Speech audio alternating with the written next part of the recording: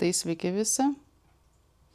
Toliau tęsiu savo pasakojimą. Šį kartą papasakosiu apie susidūrimą su raganiumi. Aš netgi jį pavadinčiau juoduoju magu. Sugalvojo Irma, kad jai reikalingas draugas. Antra pusė. Davė užduotį savo interferentams. Jinai įsivaizdavo, kad jinai turi vedlius, bet iš tikrųjų realiai, ką aš matau, tai jinai tiesiog turėjo bendravimą su savo interferentais. Susakė, kokio draugo norėtų, kad būtų toks pradvynutas, kaip jinai mėgėja buvo sakyti tą žodį, toks jaučiantis energijas, nepaprastas žmogus. Ir interferentai jai diktavo žingsnius, kokius jinai turėtų atlikti tam, kad sutikti tokį žmogų. Ir jinai jį sutiko ir labai greitai. Ne už savaitės, aišku, bet vis tiek žmogus turėjo atlikti tam tikrus veiksmus. Jinai turėjo susirasti darbą, kokį reikėjo susirasti, nes būtent tam darbė jinai sutiko tą žmogų. Ir tas žmogus, žodžiu, įlindęs į jos terpę, pradėjo šniukštinėti, jam pasidarė smalsu. Ir jisai norėjo su visais mums susipažinti, su tuo visų tinklu susipažinti, su Irmos draugėm visom susipažinti, su Irmos visa aplinka susipažinti. Kaip ir, normalu, bet labai greitai jis tą norėjo padaryti. Vos tik susipažino su ja ir reikėjo visą tą ratą jam apeiti. Toks buvo skubėjimas. Ir aš net nesupratau, kodėl skubėjo, mane spaudė, būtinai turėjau susitikti tada, kada aš nenorėjau. Buvau pavargus, nes tai buvo mano grįžimo diena iš Anglijos. Žodžiu, tas toksai visur skubėjimas. Ir aš nesupratau, kam to viso reikia. Bet jam reikėjo. Mes nesuvokėm, kad jinai susipažino su tamsiuoju magu. Mes to nesuvokėm. Ir kai aš jį mačiau, jis man nepaliko jokio įspūdžio, bet žinot, kas man buvo keista, kad jis buvo apsirengęs juodai, taip senamadiškai, primena man 90-uosius, tie juodi golfai tokie, kelnės tokios kaip klasikinės, žvilgsnis vis nusukantis kažkoks keistas. Jis man tikrai nepasirodė fainu, tikrai. Bet aš jį mačiau vieną kartą, pirmą ir paskutinį mačiau kartą ir tai mačiau kažkur tai 20 minučių, gal truputėlį daugiau su visu tuo keliavimu, nes jie mane pavežė iki namų. Jei manęs nebūtų pavežęs iki namų, gal tokios velniavos pas mane nebūtų buvę. Bet aš manau, kad jisai būtų sugalvojęs ką nors, kad tik sužinot, kur aš gyvenu. Jam buvo svarbu žinot, kur mes gyvename. Tai aš jums papasakosiu keletą fragmentų iš tos visos patirties, labai į smulkmenas nesivelsiu, kokie įvykiai kada vyko, suprantat? Aš manau, kad nereikia man to pasakoti. Jeigu norite, kas po ko vyko, tokia įvykių seka, buitinė žinoti, jūs pasižiūrėkit tuos senus mano video filmukus, mistinės istorijos. Aš ten jau taip nuosekliai pasakojau, kas po ko, kada ten buvau ir taip toliau. O šiam kartui noriu tiesiog papasakoti tuos kelis svarbius fragmentus, susijusius su šituo juoduoju magu, su šituo raganiumi. Taip pat noriu paminėti Irmos veiksmus, kaip jinai su manim pradėjo kalbėti ir elgtis. Čia po kažkurio laiko mes su ja susitinkam, ją pamačius šoką gavau, nes jinai atrodė baisiai, jinai išvargus tokia, nuvargus, 20 metų gal pasenus, aplamai, baisiai atrodė iš tikrųjų. Aš jos klausiau, kas tu yra, jinai taip nenorėjo pasakoti, einam ten, kur daugiau žmonių, jisai negalės pasiklausyti. Aš dar pradžiai nesupratau čia, apie ką eina kalba, aplamai aš nesuvokiau iki kokio gylio visa tai vyksta ir kas aplamai šis žmogus yra. Tai ką jinai pradėjo apie jį pasakoti, kad jisai toks kaip šnipas, kad jisai keliaujantis astralu, kad jisai gali ateiti į tavo namus, apžiūrinėti, kaip tu gyveni ir taip toliau. Na, apie tuos astralinius keliautojus aš kaip ir žinojau, buvau šiek tiek susidūrusi, nes pas mane buvo atkeliavę ten keletą jų. Vieną išsiaiškinau, kas jis buvo. Iš mano pažįstamo rato buvo atėjęs patikrint. Kalbėjau, aš man atrodo, kad tokį pažinojau indusą. Nu, toks ir pažinojimas. Aš žinojau, kad jis toks yra ir neatsiklaususi draugės, daviau jo kontaktus Ramunei. Ramunė yra ta, su kuria mes ten runų formulės braižėm ir, žodžiu, žaidėm magiją, taip galim sakyti. Jei kas pamiršot, kas ta Ramunė.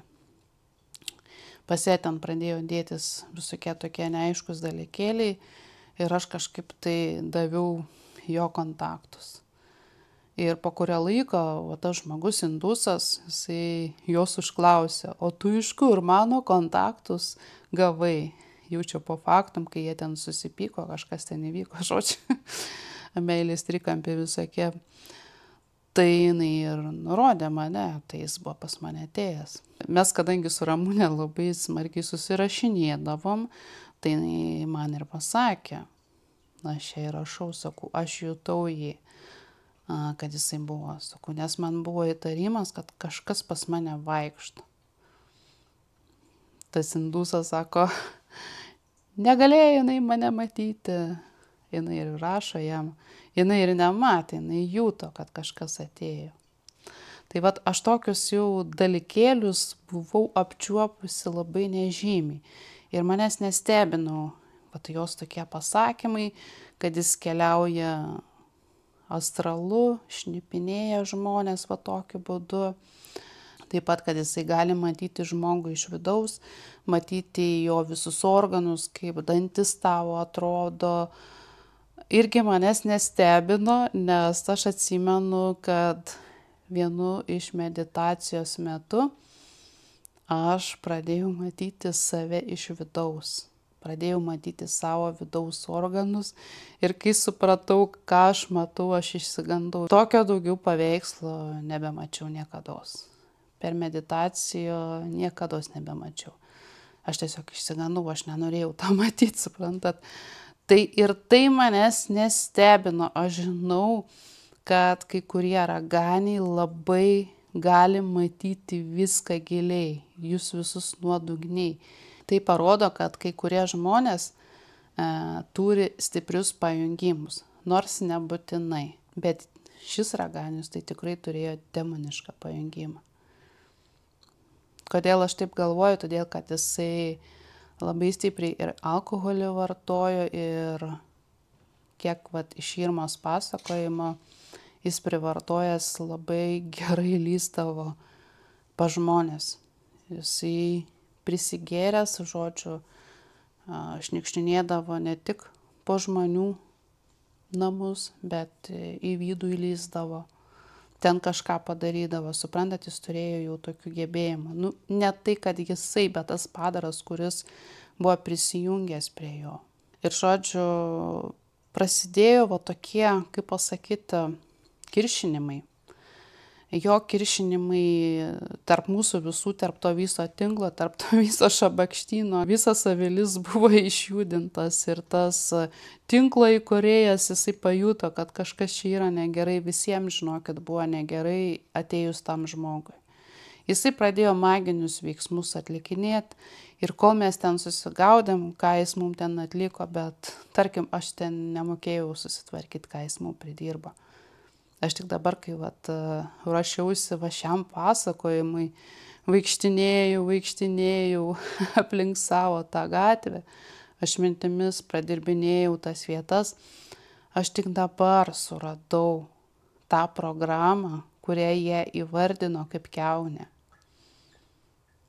Jie sukūrė tokią programą būdą. Atseit Irma, ką pasakė, kad jos ir jo energija sekso metu susijungė ir gimė va toks, vat, kaip sakant, jų šedevras, kiaunė, kažkodėl pavadino ją kiaunė. Na, aš manau, kad čia Irma mum pamelavo, tiesą pasakius. Jinai tik dangstė tą savo raganiuką, kaip sakant, tuo laiku. Bet toj pačioj pradžioj jinai dangstė, paskui jau ten nesuprasti, kas ten vyko.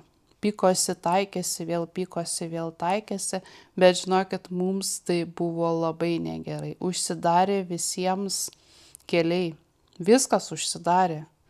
Jausmas buvo, kad tu į sieną vis atsitrenkė. Pas mane fiziškai pasireiškė tai, kad man buvo 3 pasiūlymai dėl buto ir jie palaipsniui vienas po kito buvo atšaukti. Ir ta savijauta tokia buvo kažkokia keista ir tie sapnai pastovus apie gyvatės, apie varus, kaip jie tave kanda, valgo, siurbia kraują, nu vat ta visa velniava jautėsi, suprantat.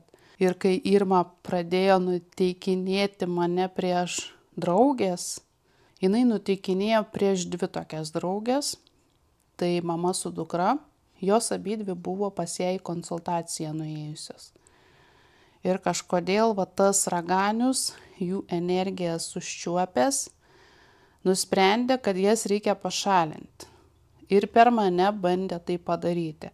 Man pasakė, kad tu su jom galėtum nebebendrauti, kažkas tokio. O tokį spaudimą pradėjo daryti. Nurodinėjimą, ką aš turiu daryti, ko nedaryti.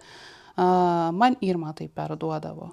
Nors iš tikrųjų čia buvo jau to raganiaus, kaip sakant, planai visokiausi, nenormalūs. Ir tie nepatarimai, bet vos ne įsakymai, kad aš turiu taip ir taip elgtis, aš turiu neskristi į Ameriką, aš turiu čia likti, aš turiu va ten tą daryti. Suprantat, visas tas kontroliavimas visų mūsų. Aš jau tuo laiku ją pradėjau stebėti, jau gal kokį 1,5 metų ją stebėjau. Tai įsivaizduojate, aš ir tuo laiku jau ją stebėjau, galvoju, nu palauk, ateis toji diena, tu vis tiek parodysi save visą. Jau aš įtarimų turėjau, kad jinai turi tam tikrą ligą. Ar jinai pas ją tik prasidėjusi buvo, ar aš jos pradžiai nemačiau, neatkreipiau tai dėmesį. Bet kai pradėjau tą žmogų stebėti, nu tiesiog pabiški man ten susidėlioja. Ir buvo, žinot, toks momentas, mes buvom pas ją, jinai visados prašydavo, kad aš su savim nešiočiausi taro kortas. Kad jei prireikus, aš pasižiūrėčiau apie tą žmogų ar apie tą žmogų.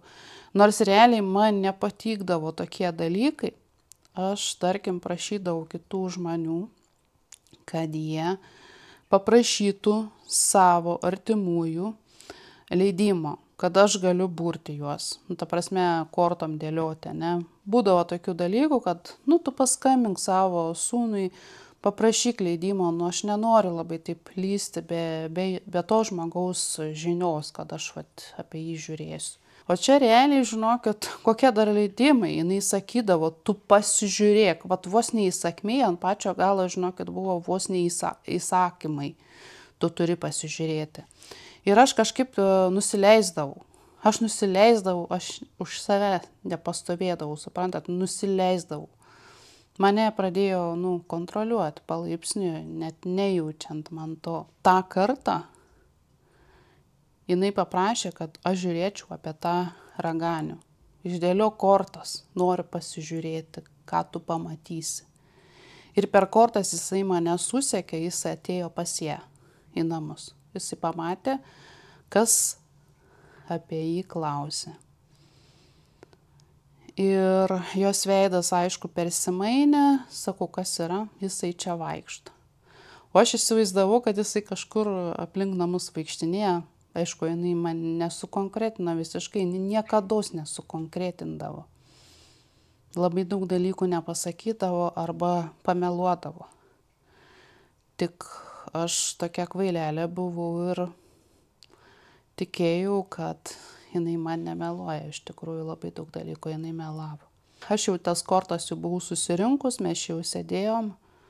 Aš pajutau, kai kažkas bando prie manęs prisiliesti. Čia tokį jausmą pajusti ir baisoka yra. Tu nematai, kas prie tavęs liečiasi, bet ir prisilietimas netoks kaip fizinis būna. Toks kaip apgaubimas galvos, bet jauti, kad kaip su ranka iš abiejų pusių, su abiejom rankom, kaip prie manęs bandytų prisijungti. Kažkas tokio.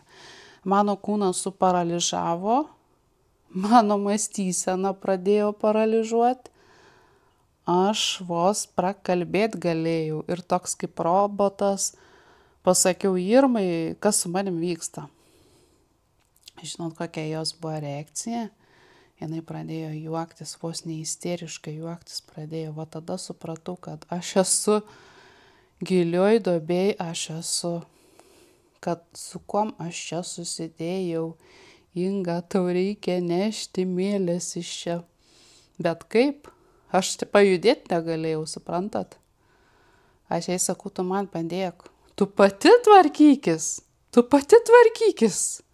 Ir juokiasi jinai, suprantat? Sakau, tu man padėk, nu man negerai, tu man padėk. Šiaip ne taip. Jinai su tokia arogancija uždėjo ten ranką. Ai, čia prie tavęs prisikabino kažkokia pakaruoklė, mirusi moteris, nu, dvasia jos. Tai tu ją vyk lauk ir viskas, nu. Aš susikaupiau, man buvo sunku, man iš tikrųjų buvo sunku tą padaryti, nes jaučiausi, žinokit, kaip daržovė. Nesugebėjau mąstyti, supratau, kad viskas, aš tik vieną supratau, kad esu duobėj, kad viskas, mano gyvenimo pabaiga čia yra. Tesugebėjau pasakyti, kad eik šalin. Ir garsiai sugebėjau pasakyti, nes pas mane, žinokit, jau tas toks buvo visiškas jau susinaikinimas, aš jau konkrečiai daržovę visiškai, o taip palaipsniui į daržovę virtau. Aš tokios būsenos, žinokit, niekam nelinkėčiau aplamai pajausti, kas tai yra. Jūs neįsivaizduojat. Man ašaros bėgo po to. Man nebuvo isterijos nieko, bet žinokit, buvo baisu, kai aš atsigavau, kai išvijau kažką. Visgi žmogaus valia yra labai svarbi. Jei jūs vejate nuo savęs, jisai turi ir pasitraukti. Palaipsniui taip pat slūgo, aš, kaip sakant, jau galėjau judėti, atrūgau, mano net skrandis buvo sustojęs tuo laiku. Ir mano pirma mintis buvo jau laisva, bėgti iš čia.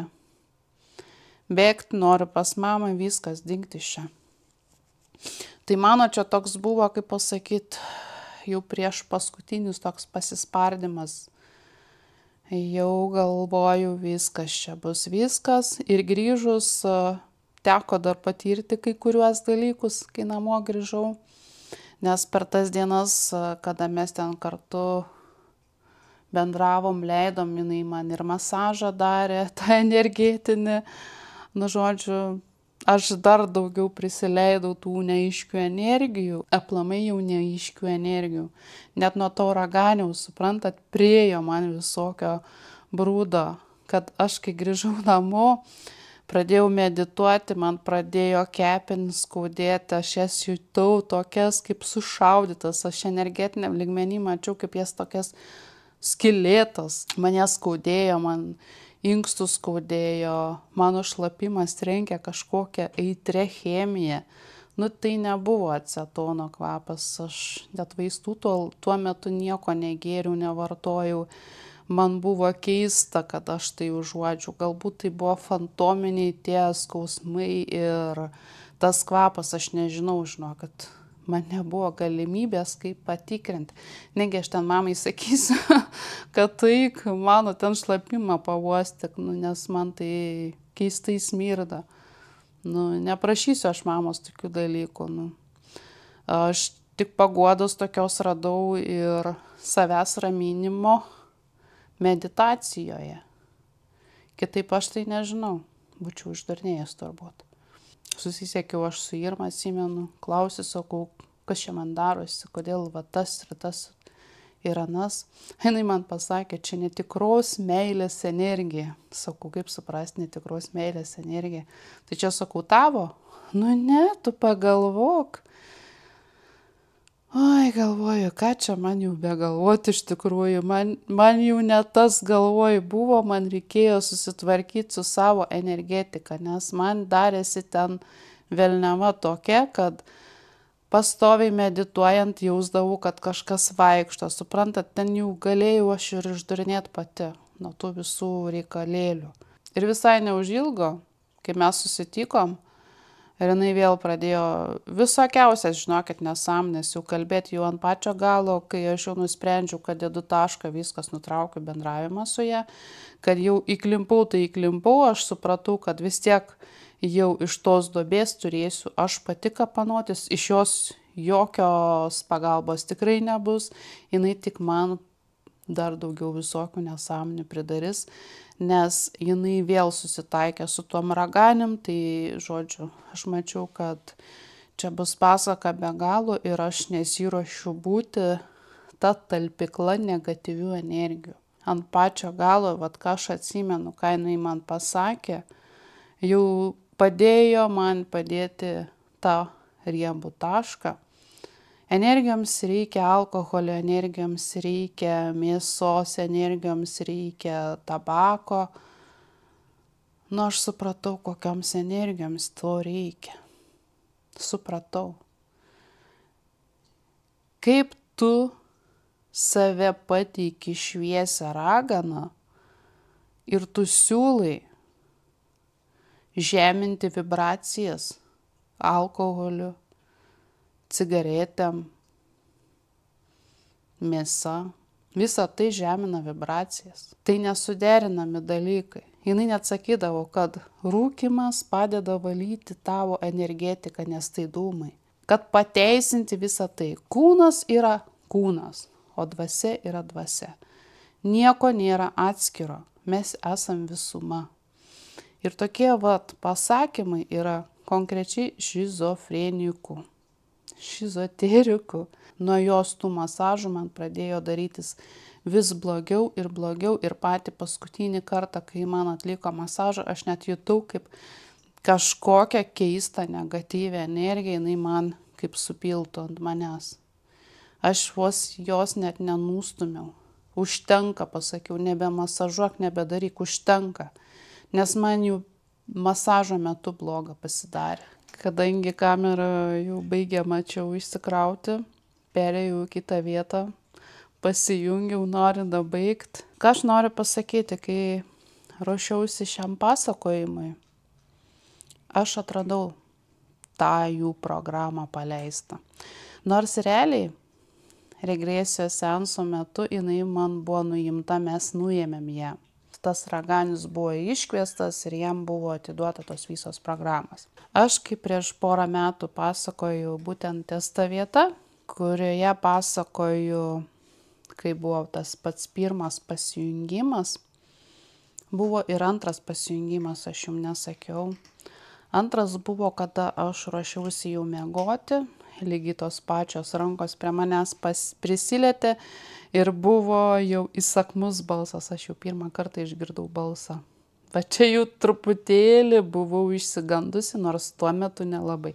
Ir lygiai toks pats suparalyžavimas ir balsas, tu turi išsiskirti su Irmiu. Ir žinot, mane jau taip užvaldė, kad aš jau bandžiau tą ir daryti, aš pasiėmiau telefoną ir pradėjau rašyti Irmiui kažką. Aš negalėjau priešintis, mane kažkas valdė ir staiga Irmis man parašo ir viskas dingsta. Aš uždaviau savo klausimą, kam jam reikėjo tokio dalyko. Kaip tik jisai stengiasi mus visus nuo Irmos atriboti. Kam jam reikėjo, kad aš likčiau čia Lietuvoje. Ogi tam, kad jisai pilnumoj mane užvaldytų. Aš atsimenu, kad regresijos seanso metu man buvo pasakyta, kad aš buvau pažadėjus savo sielą. Ir būtent per šį žmogų atkeliavo tas kontraktas. Tas žmogus turėjo demonišką pajungimą ir, žodžiu, buvo tikslas mane visiškai užvaldyti. Ir pasimti tai, ką aš pasižadėjau. Kada aš pasižadėjau, turbūt aš ne šiam kartui jums papasakosiu, bet reikėtų apie tai kalbėti tikrai, būtinai papasakosiu. O va šiam kartui dar noriu pasakyti, kokia tai programa. Jie sukūrė tą programą visiems. Visiems Irmos pažįstamiems, kas priklausė tam tinklui ypatingai. Ten, kur mes buvom visi sujungti į tą bendrą egregorą.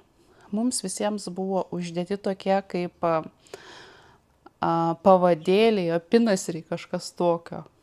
Ir prie to apynasrio prisijungdavo toks padarėlis prie mūsų, kada tam raganiui reikėjo informacijos apie mus. Aš tą padarėlį mačiau prieš porą metų, kada kalbėjau apie tai, bet aš nesupratau, kodėl aš tą pabaisą matau. Dabar realiai aš viską pamačiau. Jisai kaip šuo kažkas va tokio atliko tokią funkciją kaip šuns. Jis neidavo prie to žmogaus, prisijungdavo prie to GPS mūsų ir nuskaitydavo mūsų informaciją. Ir, kaip sakant, tam raganiui perduodavo tą visą informaciją. Nes raganius, kaip ir sakiau, jis turėjo demonišką pajungimą ir jis gal pats net nesuprato, kokį jis pajungimą turėjo. Jis įsivaizdavo, kad jisai iš savęs toks raganius, iš savęs toks krūtas, kaip sakant, matantis kiaurai žmonės, galintis ateiti po namus pasivaikščioti, padaryti ką nors. Jis realiai galėjo netgi įlindęs į žmogaus organus energetiniam lygmenį pridaryti tiek reikalų. Aplamai viską jisai galėjo. Tuo laiku raganiai, raganos turėjo apsaugą. Jiems karma neegzistavo. Jie darė, ką norėjo. O dabar yra kitaip. Tai vat ką aš pamačiau, kad visiems buvo uždėti šitie pavadėliai. Ir aš tuos pavadėlius šį kartą pamačius padėjau kai kuriems nusiimti.